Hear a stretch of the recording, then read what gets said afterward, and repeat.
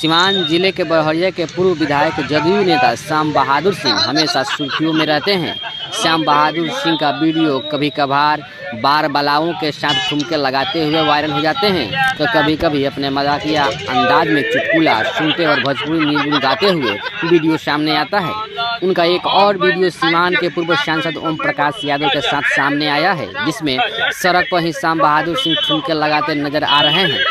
यह वीडियो आज गुरुवार की है। पूर्व सांसद बीजेपी नेता ओम प्रकाश यादव अपने निजी वाहन से सीवान से पटना की तरफ जा रहे थे। इसी बीच श्याम बहादुर सिंह से उनकी मुलाकात शहर के बाहर बैसाखी मोड़ के समीप हो गई।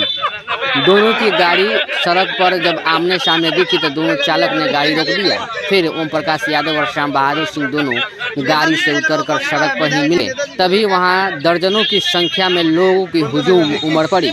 इस दौरान देखा गया कि ओम प्रकाश यादव श्याम बहादुर सिंह के कंधे पर हाथ रख कर खड़े थे।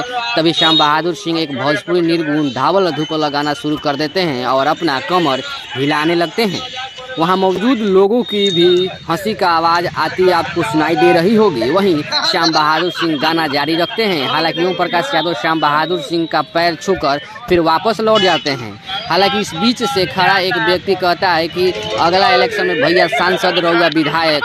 इस बात पर लोगों का ठहाका छूटता है। तभी भीड़ से एक युवक कहता है कि एक बार और डांस हो जाए। तभी श्याम बहादुर सिंह अपने सिर पर हाथ रखकर डांस करना शुरू कर देते हैं। तब तक मजाकिया अंदाज में ओम प्रकाश यादव रोक देते हैं और भीड़ से बाहर आकर अपनी गाड़ी में बैठ जाते हैं। वहीं सड़क पर लोगों से बहादुर सिंह घिरे रहते हैं और लोग डिमांड पर डिमांड कर रहे हैं। कुछ हो जाता नहीं खाली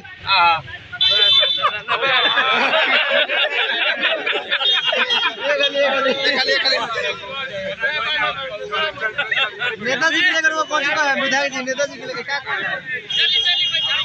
बोलते नहीं खाली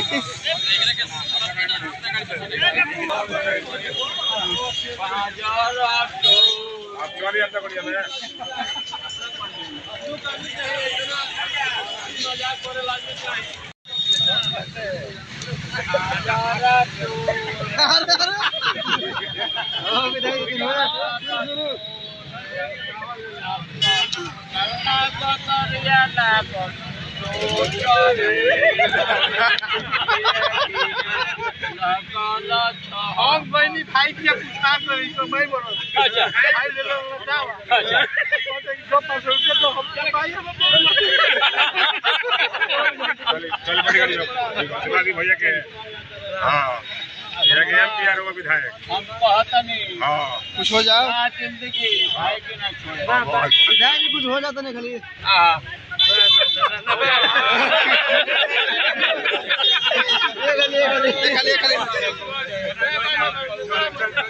नेताजी के लेकर वो कौन सा है विधायक जी नेताजी के लेकर क्या बोलते नहीं खाली